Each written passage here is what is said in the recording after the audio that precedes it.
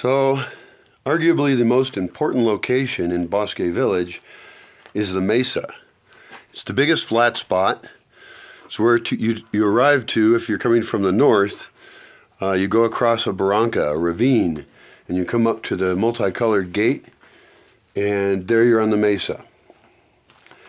Now today, there's various buildings here. There's Bliss and some cabanas and stuff, and this very important building here. This is my old map. It is mostly accurate since I haven't changed anything about the roads in that area since I first got here, except that they're all grown over. The other day I went through and macheted trees that were growing in the road because you couldn't get through it in the van, and certainly not in a normal car. You could get through it in the van kind of, but you know, some of the trees are big enough you're basically smashing into a tree. So that was fun. What I did was use the van to run over it a number of times just to redefine that trail, that road. Not at all worried about damaging it. Those things just get eaten up by the forest. But this is a great opportunity to look at my old map and figure out where larger trails should be. I've cut a lot of narrow trails in my time, but without a lot of people to use them, they're not self-maintaining. And so the van is, I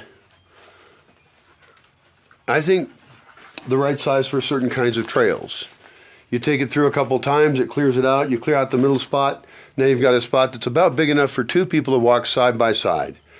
And in that process, you do something I haven't done yet, and that is look for little alcoves, little other spots.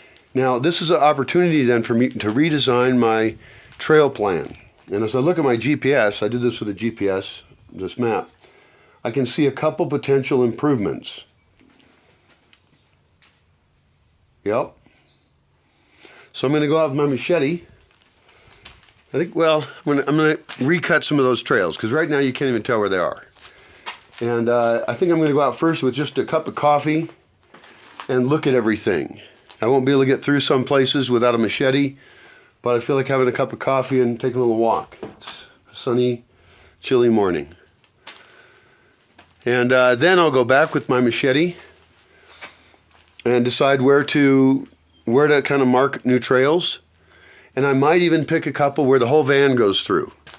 Now in the past it seemed really extreme to me, but the van is actually extremely good at defining a trail in a way that it won't be lost in a season of no use, or 10 seasons of no use. It's fairly fragile, forest in there. It's a very new pine grove. And it has some dense shade, so it's a kind of cool spot. Now, you always got to look at the future when you're thinking about trees. Those trees are all growing up, and so a bunch of them are going to die off, being outcompeted by the ones who are more successful. So we can cut down some trees in there. There's enough canopy, but I really want this kind of closed-in, cuddly feeling. And so if we do cut down some of the slender trees, they're just kind of in the way of what could be a little spot with a little table or something. If it doesn't fit in with use, then we could do some changes. Now I want to be very, very slow about those changes because you can't undo them. So I don't want to just have anybody walking through there with a machete killing stuff, because any branch is part of a living sculpture. And we might cut down a bigger tree and favor a smaller one. I don't know. We're certainly going to favor pretty trees, little spots, you know, madrones and things. But right now there's actually not a lot of undergrowth in that area because it's so shaded and so pine-oriented.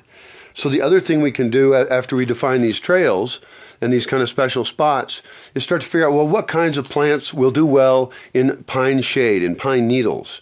The soil, I guess, a little bit acidic. The pine needles tend to cover up the seedlings of anything that grows there. And so we want to protect any biodiversity that there is there and then enhance that in a way that's really pretty.